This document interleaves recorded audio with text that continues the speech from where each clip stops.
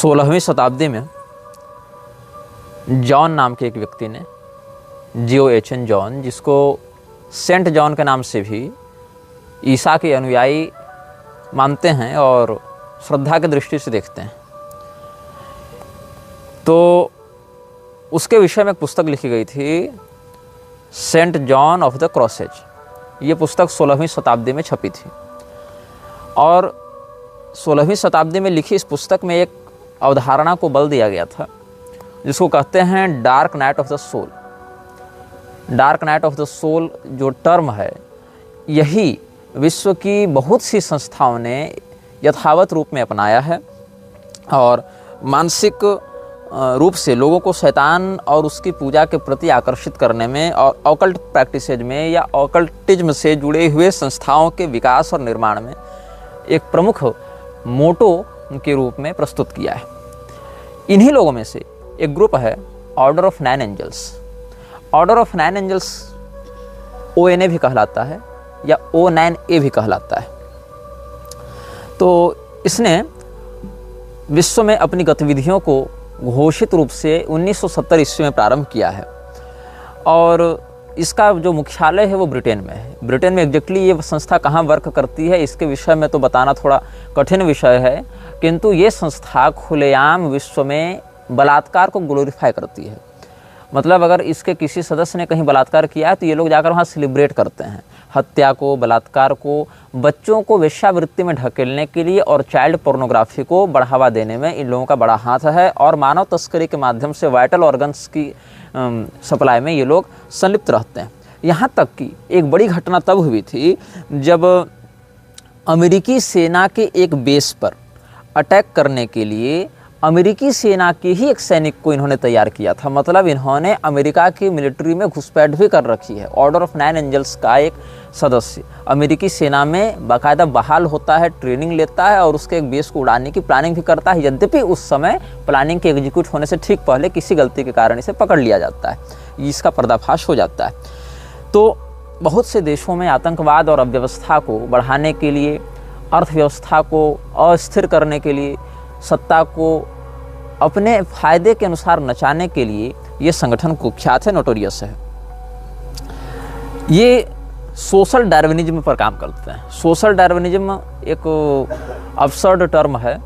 मतलब ये इवोल्यूशन को ऐसे प्रस्तुत करता है जो नेचर बेस्ड न होकर सेल्फ बेस्ड हो। मतलब कि डार्विन की यह थ्योरी थी कि जीव प्रकृति के अनुरूप अपनी जो स्थिति है शारीरिक और मानसिक उसको बदलता है और इसमें कई दशक, कई शतक, कई शताब्दी और कई सहस्राब्दी भी लगते हैं उस जीव के एवोल्यूशन के एडप्टेशन के आधार पर। ये उसका एक सामान्य सिद्धांत था। यद्यपि ये उसका जो अवधारणा है वह बहुत से समकालीन लोगों के ही द्वारा खंडित भी किया गया, चैलेंज भी किया गया और आज तक इस सिद्धांत की कई बार धज्जियाँ उड़ाई जा चुकी हैं। किंतु सोशल डार्विनिज्म के माध्यम से लोग कहते हैं कि प्रकृति के अनुसार हम प्रकृति के नियंत्रण में नहीं बदलेंगे, हम खुद को सेल्फ गवर्नड बॉडी के रूप में एनालिसिस करते हुए खुद डेवलप होंगे और समाज को साथ में डेवलप करेंगे, हम समाज के नियंत्रक बनेंगे। तो इस जो संगठन ने काम किया उसमें एक रिपोर्ट के अनुसार एडहेरेंट्स are encouraged to secretly infiltrate organizations such as the military or Christian churches in order to destabilize them from within। ये ऑर्डर ऑफ 9 एंजल्स है वो क्या करती है, सेना में या ईसाइयों के जो धार्मिक केंद्र हैं, विशेष करके जो कैथोलिक एंड प्रोटेस्टेंट दो ही प्रधानता से चल रहे हैं, तीसरे में ऑर्थोडॉक्स आते हैं। इन तीनों के अलावा बाकी की संख्या बड़ी कम है। तो कैथोलिक, प्रोटेस्टेंट्स और ऑर्थोडॉक्स ये 3 प्रधान केंद्र बिंदु होते हैं ईसाइयत के। इनके संगठनों में पादरी बनकर, नन बनकर, डोनेटर बनकर या और किसी अथॉरिटी के रूप में सम्मिलित होना और उसको जड़ से खोखला करना और उसको वहाँ से समाप्त करना सीक्रेट एजेंट के रूप में। तो ये लोग क्या करते हैं, सिंबॉलिक रूप से सेक्रीफाइस करते हैं और ज़रूरत पड़ने पर एक्चुअल रूप से भी करते हैं। मतलब ये लोग बलिदान की चर्चा करते हैं सांकेतिक रूप से भी, वैक्स स्टैचूज को स्टैब करके, मोम का पुतला बनाकर उसको चाकू से मारकर, या फिर रियल सेक्रीफाइस करके भी, नरबली इत्यादि देकर भी, और नरबली देने से पहले जो उसका क्लाइंट है या जो भी उसका होस्ट के साथ बलात्कार करके उसकी हत्या करते हैं। तो इयान ब्राडी नाम का एक बहुत ही कुख्यात सीरियल किलर रहा है। तो इयान ब्राडी ने बहुत से लोगों को मारा और उस जिस व्यक्ति को जहाँ जहाँ मारता था वहाँ पुनः जाकर उस मौत को जश्न के रूप में प्रस्तुत करता था और सेलिब्रेट करता था। ये ब्रिटेन का था और ब्रिटेन में ही ऑर्डर ऑफ 9 एंजल्स का मुख्यालय भी है। तो इयान ब्राडी तो बाद में गिरफ्तार कर लिया गया था और उसका कहना था कि मोरलिटी जो है वो कमज़ोर लोगों का एक छलावा है। मतलब जो कमज़ोर है, जो डरपोक है या जो अथॉराइज्ड नहीं है, वही व्यक्ति मोरल दिखाता है, वही स्वयं को मॉरलिटी का गुलाम बताता है। लेकिन चूंकि हम फ्री विल के अनुयायी हैं और हम खुद को सेल्फ डेवलप करते हैं अपनी इच्छाओं के अनुसार, इसीलिए जो है मॉरलिटी हमारे लिए बाधक है। हम जो चाहें सो कर सकते हैं और जिसके साथ चाहें उसके साथ कर सकते हैं। तो इन लोगों ने क्या किया है, इस्लाम के जिहाद को भी बहुत ओपनली समर्थन दिया है। इनका मानना है कि हम जितना अधिक व्यापक रूप से विश्व में खून खराबा करेंगे उतनी अधिक शैतानी शक्तियाँ प्रबल होंगी। और चूँकि कलयुग का भी यही सिद्धांत है, कलिश्च कलह प्रिय, कलयुग भी यही चाहता है। तो कलयुग के ये सब बहुत छोटे स्तर के अनुयायी हैं और उसके प्रमोटर हैं। यद्यपि इनको पता नहीं है किसके लिए काम कर रहे हैं, लेकिन शैली से तो प्रभाव उसी को पड़ रहा है जो ये सब करवा रहा है। तो म्लेच्छराज को बढ़ाने के लिए अधर्म का बढ़ना आवश्यक है। अधर्म के बढ़ने में व्यभिचार, हत्या, बलात्कार ये सब बहुत ही महत्वपूर्ण स्थान माने गए हैं, अधर्म के केंद्र बिंदु माने गए हैं। तो सम followers also express enthusiasm for Islamist jihadist violence. All this real world activity is supposed to have a supernatural effect, opening up a gateway into the world for evil energies. और ये सब बलात्कार, चोरी, हत्या, डकैती करने के पीछे इनका उद्देश्य क्या होता है? इनका उद्देश्य ये होता है कि हम अपने प्रभाव से अधर्म को इतना अधिक बढ़ा दें कि गेटवे खुले और उस गेटवे से इनके द्वारा आराधित की जाने वाली पैशाचिक शक्तियाँ जो मिडिल डायमेंशन में रहती हैं, जो कॉस्मिक डायमेंशन है और जो ये पार्थिव आयाम है, इन दोनों के मध्य में जो डायमेंशन है जहाँ पर इस प्रकार के जो क्षुद्र शक्तियाँ हैं, जो तामसिक शक्तियाँ हैं, वेताल, भूत, प्रेत, ब्रह्म राक्षस, मुंजा और कलुआ, ये सब जो शक्तियाँ हैं वो सब जहाँ रहती हैं, या इनकी भाषा में कहने तो डीमंस और जो ये सब मानते हैं वेम्पायर्स, या जो कुछ मैथोलॉजिकल और कुछ रियल कैरेक्टर्स भी जो ये मानते हैं, टर्मोलॉजी अलग अलग हो सकती है। तो ये सब वहाँ पर एग्जिस्ट करते हैं और वहाँ से गेटवे खुले और हमारे इस दुनिया में आकर हमें वरदान दें और हमारे विश्व नेता बनने के अभियान को सार्थक करें। तो वो गेटवे कैसा दिखता है इसकी भी परिकल्पना ये कोटिंग ने की है और उसने अपने अनुभवों को लिखा है, उस पर हम बाद में आएंगे। और साथ ही यह भी बताएंगे कि ये कोटिंग का उत्थान और पतन कैसे हुआ, इस पर भी हम चर्चा करेंगे। तो इनको कॉमन टर्म में नियो नाजी भी कहा जाता है। जैसे कि नाजी का अभियान विश्व में एक विचारधारा मात्र को स्थापित करते हुए अन्य सभी विचारधाराओं को नष्ट करने के प्रति केंद्रित था, वैसे ही ये लोग भी चाहते हैं कि हम लोग भी अपनी एकमात्र विचारधारा को पूरे विश्व पर लागू करते हुए बाकी सभी लोगों को निर्ममतापूर्वक मार डालें। ये उनकी अवधारणा रही है। तो और भी जैसे अमेरिका में एक डिवीज़न काम करता था, एटम वेपन डिवीज़न, और एटम वेपन डिवीज़न के माध्यम से ONA ने, ऑर्डर ऑफ 9 एंजल्स ने 5 हत्याएँ करवाई थी। और इसी प्रकार से जो ब्रिटेन है, ब्रिटेन में सोनन क्रिक डिवीज़न काम करता था और वो भी इसी प्रकार का काम करता था। अभी वर्तमान में अमेरिका और ब्रिटेन दोनों की सरकार ने एटम वेपन डिवीज़न और सोनन क्रिक डिवीज़न को प्रतिबंधित कर दिया है। तो इन लोगों ने क्या किया है, बहुत से लोगों को अपने लिए तैयार किया था और इन लोगों ने जो विशेष करके जो सोनन क्रिक डिवीज़न था उसने ONA के लिए बहुत कुछ सेक्सुअल वायलेंस के मटेरियल सप्लाई किए हैं। ये लड़कियों को उठाते थे, लड़कियों को वहाँ पर सप्लाई करते थे, लड़कियों के साथ बलात्कार किया जाता था, हेडक्वार्टर में रिचुअल्स किए जाते थे शैतानों को जगाने के लिए, और फिर उनका रेप करके फिर उनका मर्डर करके, और कई मामलों में उनके अंगों को भी इधर उधर बेचा जाता था। या फिर ये लोग कैनिबलिज्म को भी प्रमोट करते हैं, नरमांस के भक्षण को भी ये लोग प्रोत्साहित करते हैं। तो ये हम आपको ऑर्डर ऑफ 9 एंजल्स के विषय में बता रहे हैं। जो ये संस्था है इसमें 1960 से गतिविधियां प्रारंभ हो गई थी, लेकिन प्रभावी रूप से विश्व में इसको अपनी पहचान स्थापित करने में 10 साल का समय लगा। और 1980 आते आते इसने ट्रेडिशनल सैटनिज्म को प्रमोट किया है। हम इसका लोगो भी स्क्रीन में आपके साथ साझा करेंगे। और United Kingdom, Russia, United States, Canada, Australia, Italy, Greece, Egypt, Ireland, Finland, Portugal, Serbia, Poland, Spain, Brazil, Philippines, Iceland, Belgium, Montenegro, Netherlands, Mexico, Germany, New Zealand और साउथ अफ्रीका, इतने देशों में इसके लोग सक्रिय हैं। सौभाग्य से भारत में इनकी कोई ज्ञात गतिविधि प्रत्यक्ष रूप से अभी तक नहीं मिली है। और ये ऑपरेट कहाँ करते हैं? ब्रिटिश कोलंबिया, टेम्पेर, कैरलिया, सॉफ्टशायर और साउथ कैरोलिना, इन स्थानों पर ये करते हैं। और मेंबरशिप अगर बताई जाए तो एजेंसियों के अनुसार हजारों में इनके मेंबर्स काम कर रहे हैं। मतलब ये कोई छोटा मोटा संगठन नहीं। ऑर्डर ऑफ 9 एंजल्स के बैनर तले इस प्रकार के तामसिक तत्वों को, पैशाचिक कृत्यों को आगे बढ़ाने वाले हजारों लोग हैं। और murder, sexual assaults, child sex abuse, child pornography, child prostitution और यहाँ तक कि साइबर क्राइम में भी ये लोग बहुत गहराई से घुसे हुए हैं। अब ये देखना है कि इनका साथ कौन दे रहा है। इनका साथ दे रहा है Russian far right paramilitary units, रूस की संस्थाएं इनका साथ दे रही हैं। एटम वेपन डिवीजन भी, रूसिज ग्रुप भी, रशियन इंपीरियल मूवमेंट ये भी इनका साथ दे रहा है।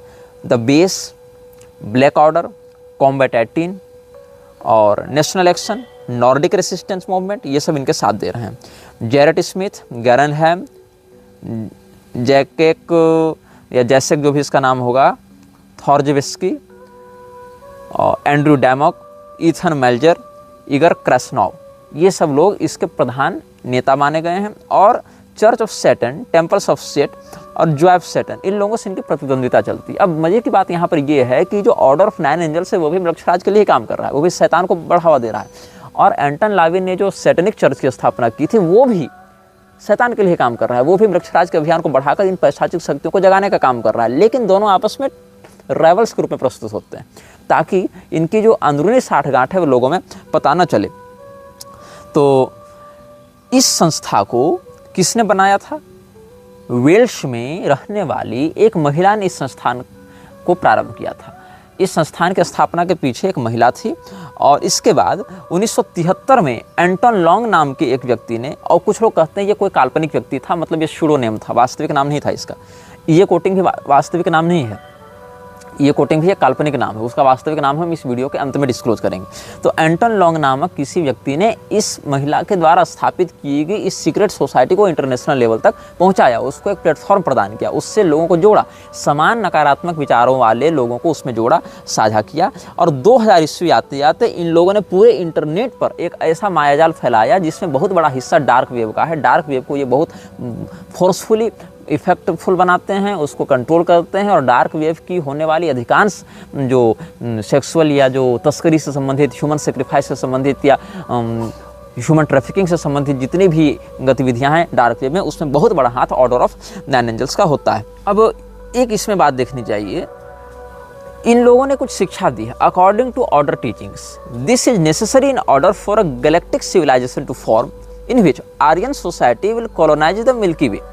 इन लोगों ने क्या कहा है, हम केवल इस पृथ्वी पर शासन करने के लिए इसको हमने नहीं बनाया, हम इस आकाश गंगा पर नियंत्रण करना चाहते हैं। आपको सुनने में ये बात हास्यास्पद लगती होगी, लेकिन ये बात उन लोगों के जीवन में हास्यास्पद बिल्कुल नहीं है। मेरी बात सुनकर आप हंस सकते हैं कि अरे कैसे पागल लोग हैं, लेकिन हाँ, हजारों की संख्या में ऐसे ही पागल लोग नाबालिग बच्चों को उठाकर उनका बलात्कार करके, उनकी हत्या करके, उनके वीडियो को नीलाम करते हैं डार्क वेब पर। और ये एक गहरी सच्चाई है।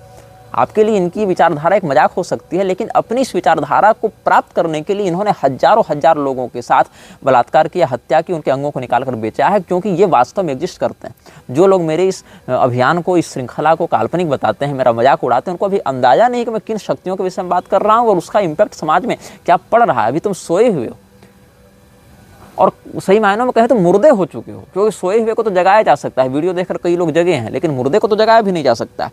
तो ये लोग क्या चाहते हैं, कैसे होगा ये? तो ये स्पिरिचुअल पाथ को खोलेंगे, एक गेटवे खोलेंगे ये, और गेटवे से एक पाथ इनको मिलेगा, स्पिरिचुअल पाथ। यहाँ स्पिरिचुअल का अर्थ आध्यात्मिक नहीं है, रूहानी कर सकते हैं। यहाँ रूहानी का अर्थ भी कोई सात्विक नहीं है, रूहों से जुड़ा हुआ। यहाँ स्पिरिट एक नेगेटिव टर्म में आप ग्रहण करेंगे। तो ये गेटवे खोलना चाहते हैं, और वो गेटवे खुलेगा एक सर्टेन अमाउंट ऑफ एनर्जी से। और वो सर्टेन अमाउंट ऑफ एनर्जी इनको कैसे मिलेगी? तो इसके लिए कहते हैं ये लोग सोशिएटल टैबूज को ब्रेक करना है। जो अवधारणा समाज में है कि जैसे जो जिनको आप कहें तो राइटियस पाथ ऑफ लिविंग कर सकते हैं, कि मतलब चोरी मत करो, डकैती मत करो, सत्य का पालन करो, हिंसा से रहो, अपरिग्रह से रहो, या जो भी आप समझ लीजिए कि अगर सनातनी भाषा में कहें तो 16वें अध्याय के पहले 2 श्लोक जो गीता में हैं उनको आप देख लीजिए। तो इसका अवरोध करना, सीधे सीधे दैवी संपदा का विरोध करना है इनके लिए उस गेटवे को खोलने का माध्यम है। और इसके लिए क्या करेंगे? आइसोलेटिंग देमसेल्स फ्रॉम सोसाइटी, समाज की जो प्रसिद्ध और मुख्य धारा है उससे स्वयं को दूर करना। Committing crimes, embracing political extremism and violence and carrying out acts of human sacrifice. ONA members, Order of Nine Angels members, practice magic, believing that they are able to do it by channeling energies into their own causal realm from an acausal realm where the laws of physics do not apply.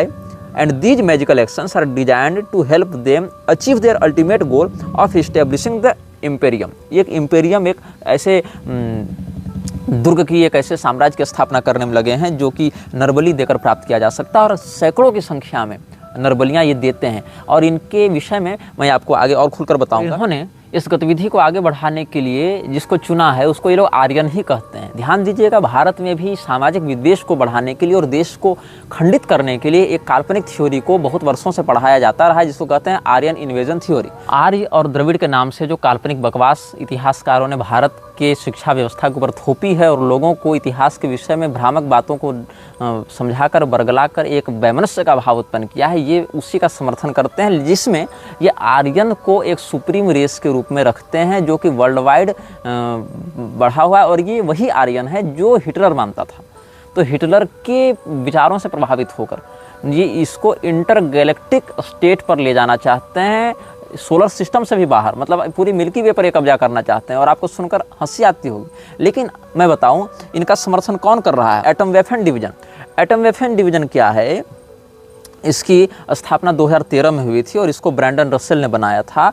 और इसने America में इतना उत्पाद किया क्योंकि मतलब इसने एक संकल्प ले रखा था कि फेडरल गवर्नमेंट को हम यूनाइटेड स्टेट्स से बाहर कर देंगे और उसके लिए हमको चाहे जो करना पड़े। तो ये टेक्सास में रहते हुए इन्होंने अपना काम प्रारंभ किया और United States, United Kingdom, Canada, Germany, Baltic States, Russia, Spain, Italy, Finland, Ireland और अलग अलग अर्जेंटीना, ब्राज़ील जैसे और भी देशों में और यूरोपीय देशों में भी इसका काम रहा है। और ये लोग एंटी डेमोक्रेटिक आइडिया वाले हैं, ये लोकतंत्र को पसंद नहीं करते हैं। ऐसे देखो, लोकतंत्र में बहुत खामियां हैं और लोकतंत्र बहुत अधिक भेदभावपूर्ण और एक पक्षीय व्यवहार करने वाला सिस्टम भी है, ये बात सत्य है। और लोकतंत्र अविवेकी सत्ता को प्रधानता से प्रमोट करता है बहुत मायनों में, ये भी सत्य है। लेकिन जिस प्रकार का हम विरोध करते हैं लोकतंत्र का और जिस प्रकार का ये विरोध करते हैं, दोनों में अंतर ये है कि लोकतंत्र को नष्ट करने के लिए लोकतंत्र के समर्थकों के साथ बलात्कार इत्यादि का, उनके बच्चों को अपहरण करके उनके अंगों को बेचने इत्यादि अमानवीय कृत्यों का हम समर्थन नहीं करते हैं।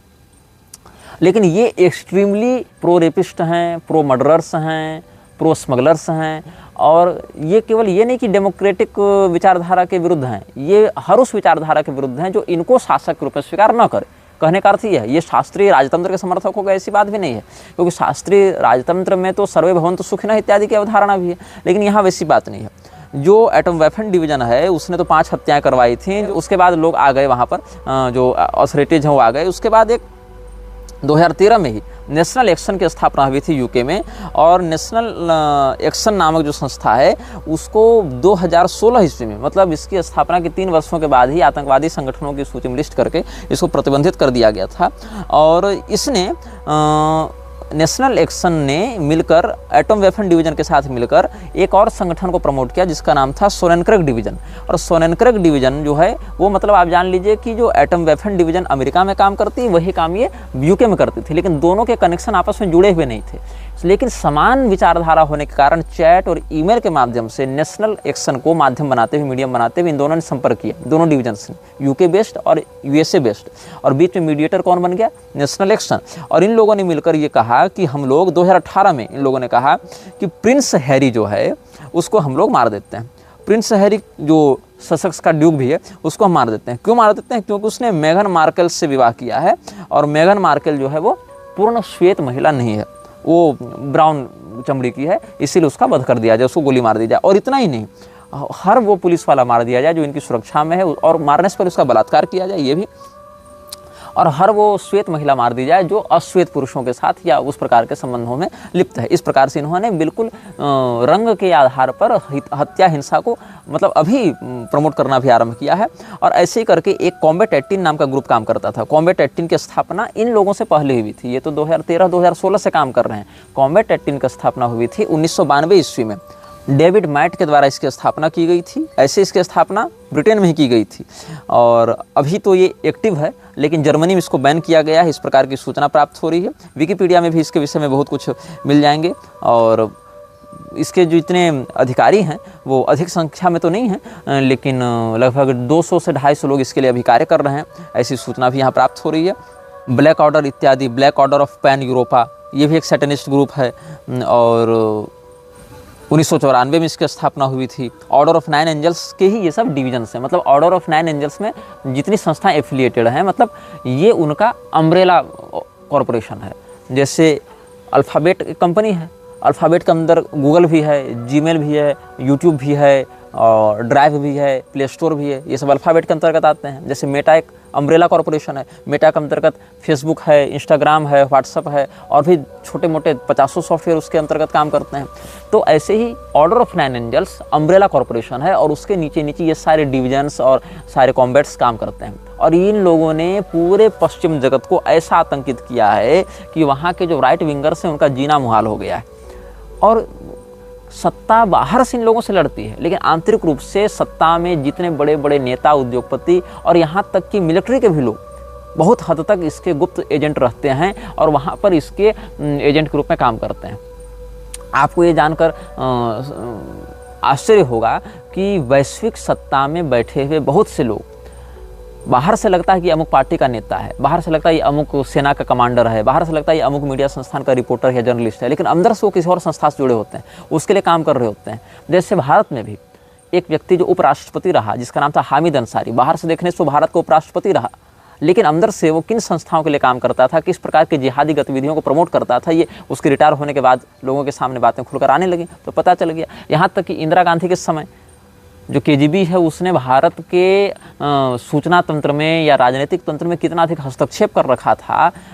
लाल बहादुर शास्त्री इत्यादि के समय भी उसका हस्तक्षेप बहुत अधिक था, लेकिन उतना सक्रिय नहीं हो पा रहा था वो, इसीलिए ताशकंद इत्यादि के मामलों में उनकी हत्या करवा दी गई। बाद में इंदिरा गांधी के समय तो ये बहुत ज़्यादा प्रभावी होने लगा था ये सब। तो इंदिरा गांधी को जनाधार के बिना भी उस स्तर पर पहुंचाने वाला और लाल बहादुर शास्त्री को अपदस्थ करने वाला जो भी सिंडिकेट काम कर रहा था उसमें केजीबी का बहुत प्रत्यक्ष हाथ था। और ये सब बातें सार्वजनिक पटल पर भी उपलब्ध हैं या बहुत सी इस विषय में ऑथराइज्ड डॉक्यूमेंटेशंस पढ़ सकते हैं।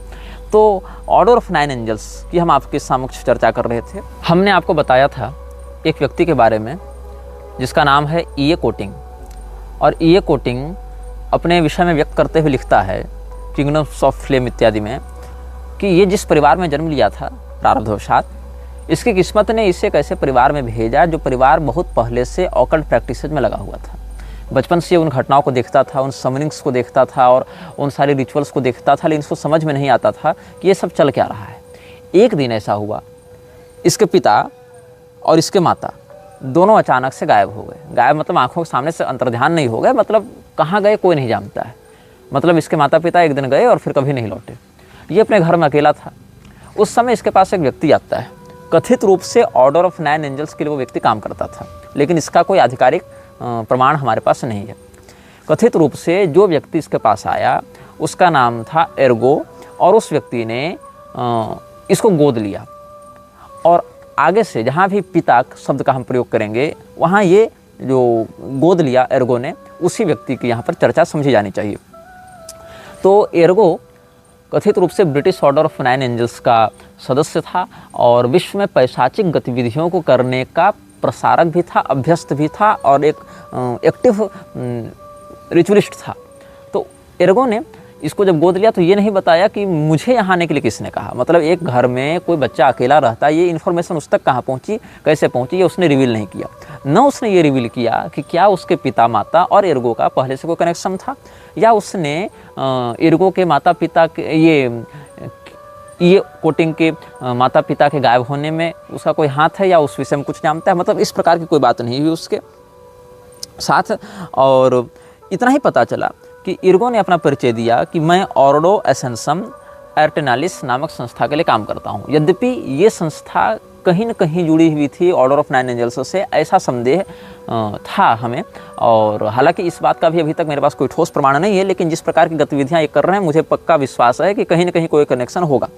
तो ये एर्गो जब प्रैक्टिस करता था, ये भी अपने घर में इसको ले आया, तो इसने भी अपने वो रिचुअल्स करने प्रारंभ किए, ये उनको भी देखता था।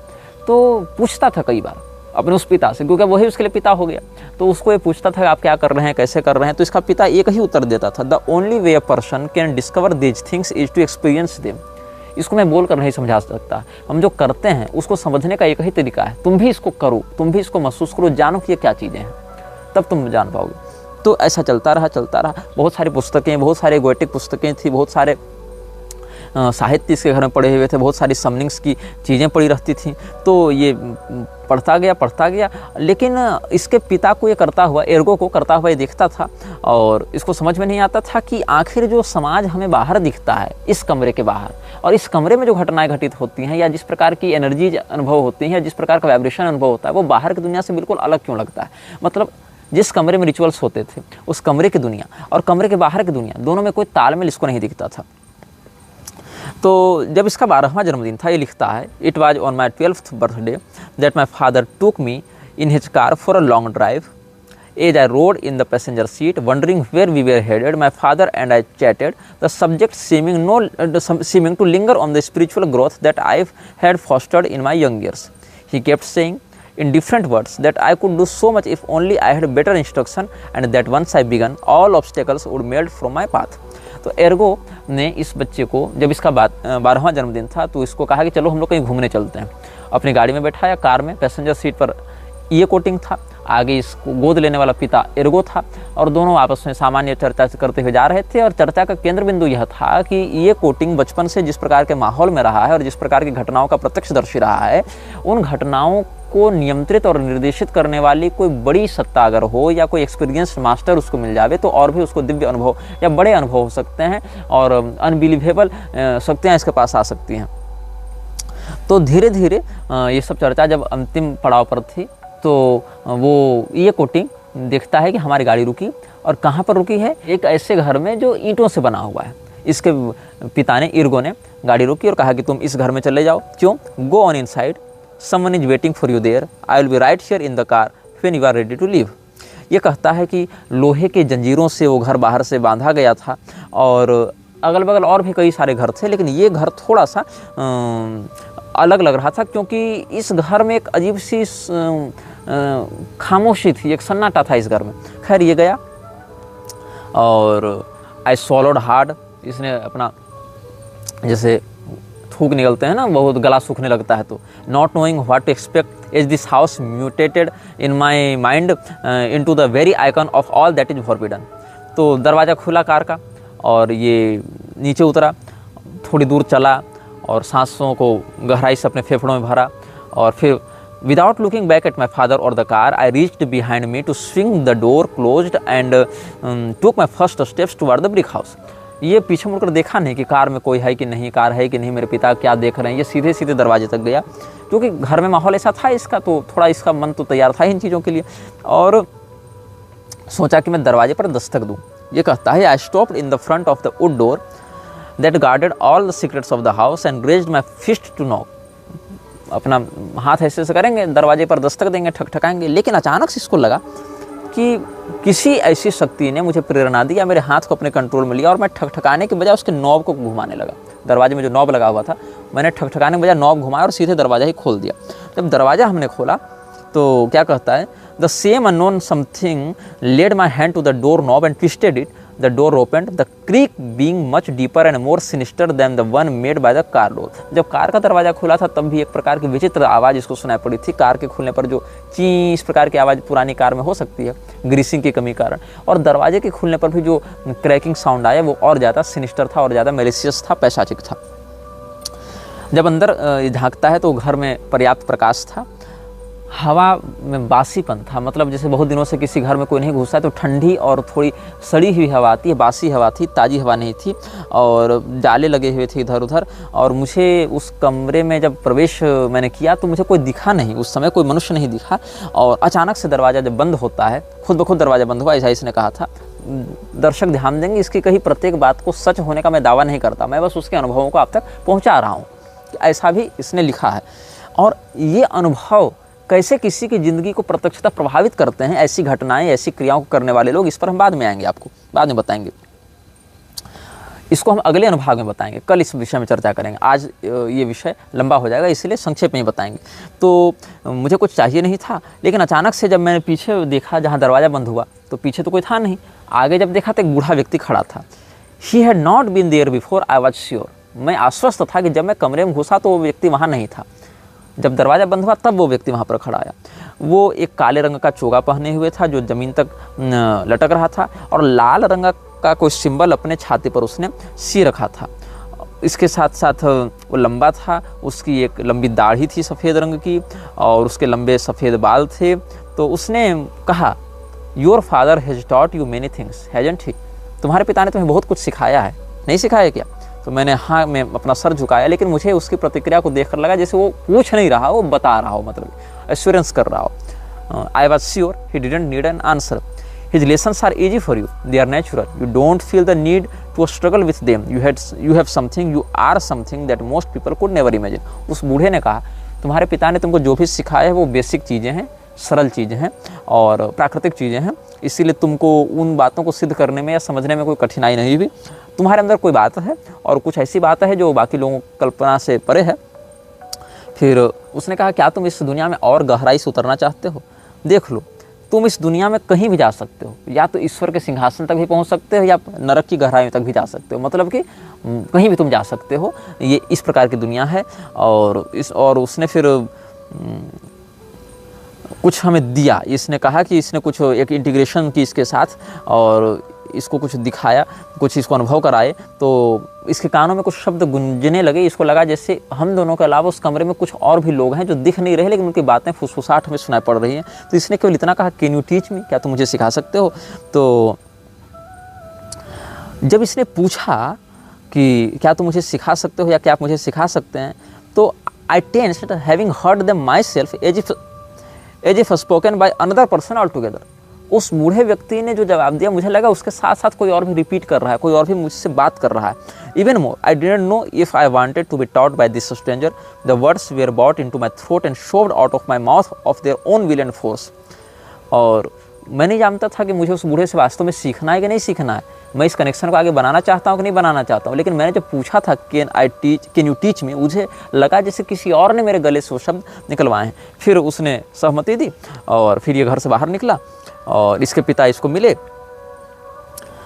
और वापस यहाँ पर आने का निमंत्रण उस बूढ़े ने दिया और कहा, सप्ताह में तुम 3 दिन यहाँ पर आओगे, बाकी तो नॉर्मल ज़िंदगी जियोगे, अपनी पढ़ाई लिखाई इत्यादि करोगे, और यहाँ पर वो 3 दिन सप्ताह में आएगा बातों को सीखने के लिए। तो मुझे बाद में पता चला कि ऑर्डो एसेंसम एरिटनैलिस के 10th डिग्री की पढ़ाई करेगा। ये कोई डिग्री होगी उनकी संस्था की, इसके विषय में मुझे भी अभी वर्तमान स्थिति में ज़्यादा नहीं पता है। तो हो सकता हो कि जैसे फ्री मेसन्स में 33 डिग्री तक ये लोग ले जाते हैं, वैसे इस संस्थान की जो बातें हैं वो 18 कलाओं में विभाजित हों, 18th डिग्री तक ये लोग ले जाते होंगे। तो इसने कहा कि 10 से लेकर 18 डिग्री तक हम तुमको पढ़ाएंगे, और कहा कि 18वीं डिग्री की जब तुमको सिद्धि हो जाएगी, उस स्तर तक जब तुम पहुँच जाओगे, तो जितने भी दरवाजे हैं, जितने भी ये सब हैं, तुम्हारे लिए खोल दिए जाएंगे और फिर तुम जो भी चाहोगे अपनी इच्छाओं के अनुसार उन शैतानों से काम ले सकते हो। ये सब उसने कहा। तो 12 साल इसने पढ़ाई की और 12 साल में ये 16th initiation in the order पहुंच गया था। ये 16वीं डिग्री तक पहुंचा 12 साल में। और नवंबर का महीना था, नवंबर का महीना 2000 ईस्वी की बात बता रहा हूँ, नवंबर का महीना था। और उस समय ऑर्डो एसेंसम एरिटनैलिस में जब ये था तो इसके पास 3 लोग आए, और 3 लोग जब आए तो 3 attendants entered the house and marched directly to the dining room where I sat. My mentor, for some reason that then discomforted me, opted to remain outside. Each man took a seat around the polished wood table without speaking a word of salutation. Although Asians have been admonished first by them and later by my superiors in the OAA as to even hinting as the identities or physical characteristics of these 3, I will say that they were well dressed, well groomed and clean cut men. Their manners were more professional than military, but were precise all the same. Each also carried with him a large sealed manila envelope. इसने कहा कि जब ये अपने mentors के साथ बैठा हुआ था तो 3 लोग इसके पास आए और सीधे डाइनिंग टेबल तक पहुँचे, और इसके मेंटर ने कहा तुम दरवाजे से बाहर चले जाओ। और उन तीनों लोगों के जो कपड़े थे, रंग रूप थे, अनुशासन था, वो बिल्कुल मिलिट्री से भी ज़्यादा साफ़ सुथरा और अनुशासित लग रहा था। और उन तीनों के हाथ में एक सीलबंद लिफाफा था उन लोगों ने ज़्यादा बातें नहीं की, एक दूसरे की ओर देखा और मेरी ओर भी देखा, और उस समय मेरी जो आंखें तो धुंधली पड़ने लगी, जो सामने का जो दृश्य था वो धुंधला पड़ने लगा। और बस इतना पता चला कि मेरी दाहिनी ओर जो व्यक्ति था वो बाद में फिर इसको बुला लिया गया था, दाहिनी ओर जो आदमी था वो मेरी ओर बड़ी तीव्र दृष्टि से देख रहा है। और फिर मुझे कहा गया कि ये जो लिफाफा है वो तुम्हें देने के लिए मुझे कहा गया है, और तुमने ऐसे 3 लोगों ने अलग अलग बातें कही थी। Don't think that we come to you asking what we do because you are an expert. We are here because you are one of the few that has will the intense desire to travel the road that we are presenting to you. ये सब उसने कहा। और तीसरे व्यक्ति ने कहा, You have studied the Goetia, the Black Raven, Grimorium Verum, the Heptameron. Indeed, you have access to the secret libraries of the OA. मतलब अब तुम इस स्थिति में पहुंच गए हो कि गोटिया तुम पढ़ चुके हो, आर्स गोटिया वगैरह सब पढ़ ही चुका था, ब्लैक रेवन भी पढ़ चुके हो, ग्रिमोरियम वेरम भी पढ़ चुके हो, हेप्टामेरॉन भी पढ़ चुके हो, और 16th डिग्री तक तुम पहुंच गए हो। तो ये जो ऑर्डो है, ऑर्डो एसेंसम एर्टेनेलिस, उसके जो गुप्त लाइब्रेरीज हैं जहाँ पर वो सीक्रेट दस्तावेज रखे रहते हैं, वहाँ तक तुम्हारी पहुँच हो चुकी है। तो इसीलिए अब हमें हाईएस्ट अथॉरिटीज़ के द्वारा भेजा गया है ताकि तुमको ये लिफाफा दिया जाए, और इसमें जो बातें कही गई हैं उन बातों को तुम पढ़ो, समझो, डिकोड करो, पद्धति का निर्माण करो, इनको प्रयोग में लाओ। जो गाइडलाइंस हैं बेसिक वो अंग्रेजी भाषा में हैं, और जो मुख्य मंत्र हैं और जो पद्धतियाँ वो अन्य भाषा में हैं, और इसको कहते हैं स्केलेटन शिफर। स्केलेटन शिफर इस भाषा का नाम उसने बताया था। The text is in English, we were told, except for a few spells और conjurations it is written in what can be called a skeleton cipher. The only information that is given in this grimoire is the absolute most vital information that which was necessary to preserve through time. समय के साथ इस ज्ञान की सुरक्षा करना बहुत आवश्यक था, हमने तुमको दिया, हम नहीं जानते इसको किसने लिखा था और किसके लिए लिखा गया था, किसके द्वारा लिखा गया था। तुम्हारे उच्चाधिकारियों ने हमें यह नहीं बताया, बस हमें यह बताया गया है कि इस ज्ञान की सुरक्षा करनी है और तुम तक पहुँचा देना है। तो इस प्रकार से कहा गया, और अंत में क्या इसको कहा गया कि your task is take what we give you here and to make it whole. हम तुमको जो देने आए वो अधूरा है, तुम्हारा काम इसको पूरा करना है। Figure out how this magic works, how it's used, and to render a full manuscript on a complete system directly to them. इस पांडुलिपि के आधार पर तुम एक पूरी पद्धति का निर्माण करो। ये कुछ अधूरा है मानचित्र या जो पद्धति प्रक्रिया है, और तुम इसको पूरा करो और इसकी शक्तियों को प्रयोग करना सीखो। हम लोग जीवन में फिर दोबारा कभी नहीं मिलेंगे, हमारी ओर देखना मत, हमारे विषय में पूछना मत, हमारा जो काम था यहाँ पर समाप्त हुआ। We will never meet with you again, don't look for us, don't ask about us, we have done what we were asked to do and this is where it ends. इस प्रकार से लोग कहे और चले गए, और ये कोटिंग अपने जीवन के अगले 3 साल, नवंबर 2000 से लेकर 3 अक्टूबर 2003 तक इसी मैन्युस्क्रिप्ट को डिकोड करने में लगा रहा, इसकी पद्धति का निर्माण करने में लगा रहा, और 3 अक्टूबर 2003 को ऑर्डो एसेंसम एर्टेनालिस के 18वीं डिग्री को ये प्राप्त करता है। और जिस प्रकार से क्रॉली को ऐवास इजिप्ट में मिला था, और डॉक्टर जॉन डी भी जानते थे कि किस प्रकार से उसके साथ वो सब शक्तियाँ संवाद कर रही हैं, वैसे ही ये कोटिंग ने भी अपना वर्णन किया है कि मुझे भी उस समय लगा कि किसी शक्ति ने मुझे अपना साधक चुना है या चाहता है कि वो उसके मार्ग तक आए। हो सकता है ये शक्ति मृक्षराज ही हो, या हो सकता है मृक्षराज के द्वारा बहुत छोटे स्तर पर इसको चुना गया हो किसी व्यवस्था को नियंत्रित या मैनिपुलेट करने के लिए, ऐसा हो सकता है, लेकिन कहीं ना कहीं उसका संबंध उससे अवश्य था। अब हम आपको इसके विषय में बताएंगे कि उस मैन्युस्क्रिप्ट में क्या था। बहुत से स्क्वायर्स बने हुए थे जिनके अंदर छोटे छोटे स्क्वायर्स थे, उनमें कुछ विशेष अंक लिखे रहते थे, और उन्हीं अंकों का संकेत समझते हुए आगे जो एग्जीक्यूशन है पद्धतियों का वो करना होता था। तो आगे हम पृष्ठ 17 तक जाते हैं। 17वें ये 16वें पृष्ठ के अंत में लिखता है कि ये जो टेबल चार्ट बने हुए थे, इससे मुझे लगा कि हिंदू लोग जिसको तत्व कहते हैं वही ये कुछ तत्वों की बात है। जैसे पंचतत्व हैं हमारे यहाँ, पंचतत्वों की तन्मात्रा है, तो ये क्या कहता है, I was impressed with the idea that the squares are somewhat at a mid point between the Hindu tattvas and the Enochian tablets. जो हिंदू लोग तत्व निर्माण करते हैं, जो तत्व चक्र इत्यादि का निर्माण करते हैं, इसमें अकडम चक्र है, अकथः चक्र है, राशि चक्र है, कुर्म चक्र है, ऐसे करके मंत्र सिद्धि के बहुत से चक्र होते हैं। तो ये सब मंत्र के तत्वों के चक्र होते हैं। तो इन चक्रों के, या ऋणी धनी चक्र इत्यादि भी बनता है। तो जैसे हिंदुओं में ये सब तत्व चक्र बनाए जाते हैं, या तत्व चक्र में अलग अलग वर्ण मात्रिका के आधार पर अलग अलग तत्वों को वर्गीकृत भी किया गया है। इसमें 5 तत्वों के आधार पर मंत्रों का वर्गीकरण भी होता है, साधक का भी होता है, और साधक का तत्व मंत्र के तत्व के साथ मैच होना चाहिए। जैसे कोई मंत्र अग्नि तत्व का है और मैं जल तत्व का हूँ, तो वो दोनों मंत्र आपस में रिएक्ट कर जाएंगे, मंत्र और साधक मैच नहीं कर पाएंगे। अब जैसे कोई साधक जो है वो पृथ्वी तत्व का है, कोई मंत्र उसको अग्नि तत्व का मिल जाए, कोई जल तत्व का मंत्र है, साधक अग्नि तत्व का हो जाए, तो ये सब विरोधी तत्व हो जाते हैं। लेकिन आकाश तत्व जो है वो लगभग सभी तत्वों का संतुलन बना लेता है। तो ये वही कहना चाह रहा है कि बुक ऑफ इनोक में जो टेबलेट्स दिए गए हैं और हिंदू लोग जो तत्व चक्र बनाते हैं, इन दोनों से मिलता हुआ इनके मध्य का कोई विषय हमको लग रहा था। और ऐसा लग रहा था ये किसी ज्वाला के साम्राज्य की बात कर रहा है। कुछ लोगों को ये कोटिंग की बात पागलपन लग सकती है, कुछ लोगों को हास्यास्पद लग सकती है, कुछ लोगों को सच लग सकती है। मैं इन तीनों बातों में किसी भी बात का समर्थन या प्रस्तावन लेकर यहाँ नहीं बैठा हूँ। मैं बस ये बताना चाह रहा हूँ कि अलग अलग लोगों के इस संसार से जुड़े अलग अलग अनुभव होते हैं और बहुत से ग्रिमोरीज में जो बातें कही गई हैं उन बातों का कनेक्शन व्यक्ति के जीवन में कैसे लागू होता है, ये मैं बस आपको समझाना चाह रहा हूँ। बाकी आप स्वयं समझदार हैं, तो इतने अनुभाग देखने के बाद आप स्वयं कनेक्शन जोड़ने के लायक हो गए होंगे। तो इसने 17वें पृष्ठ में लिखना प्रारंभ किया है कि कैसे कैसे हम उन शक्तियों के साथ अटैच होने का प्रयास कर रहे थे। जो पहला ज्वाला का साम्राज्य था उसके विषय में काले रंग की स्याही से एक सर्कल बना हुआ था और उसमें बहुत सारे ये लगे हुए थे स्क्वायर्स, उसमें बहुत कुछ अंदर अंक लिखे हुए थे। I took my place on a wooden chair before the altar and rested my hands on my knees entering a gnostic trance and I began to opening visualisations and culmination of the energy needed to perform the ritual. The air gradually thickened and seemed to swirl with the unseen currents moving through it. इस प्रकार से बताता गया कि कैसे हम वो सब इंकेंटेशंस पढ़ रहे थे और कैसे वो यंत्र निर्माण कर रहे थे, ये सब उसने बताई है।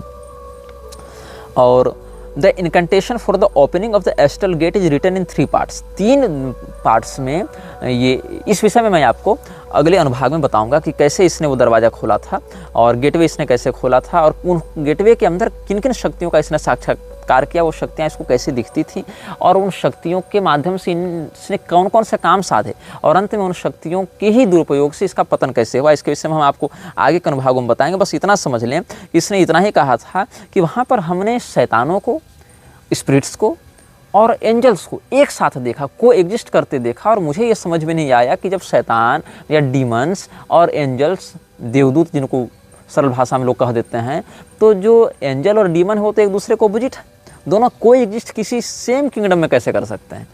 इसीलिए कर सकते हैं जैसा कि मैंने आपको बताया था कि आतंकवादी तो दोनों हैं, चाहे वो छोटे स्तर का हो चाहे बड़े स्तर का हो। लेकिन जैसे एक आतंकवादी छोटे स्तर को निपटाने के लिए कई बार बड़े आतंकवादी को आना पड़ता है और उसके आने पर छोटे वाले शांत हो जाते हैं, वैसे छोटे पिशाच बड़े पिशाच के आने पर शांत हो जाते हैं।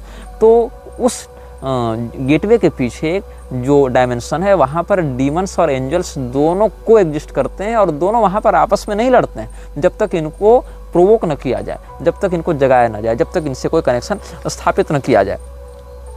तो जो पहला भाग है इनकेंटेशन का और जो दूसरा भाग है, जो तीसरा भाग है, इन सभी माध्यमों के 3-3 मिले हुए हैं रिचुअल्स और 3-3 यंत्र बने हुए हैं, ऐसा इसने बताया था। और ये किस भाषा में ये कोई नहीं जानता था, बस मुझे लगा कि ये किसी प्रकार का कोई कोड है या किसी प्रकार का मंत्र है। The first part is in a language known neither to my self nor to any gate who has seen it.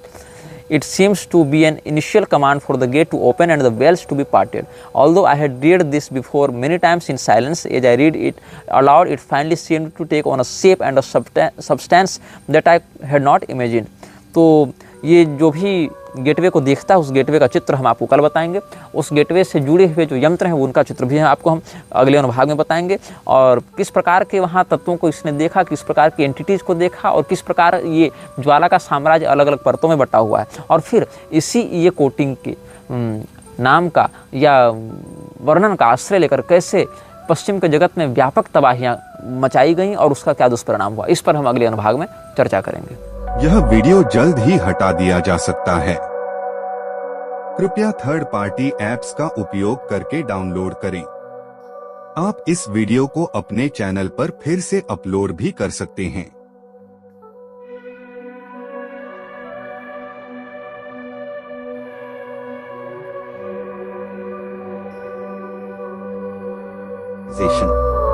This video may get deleted soon. Please download using third-party apps. You may also re-upload this video on your channels. Thank you.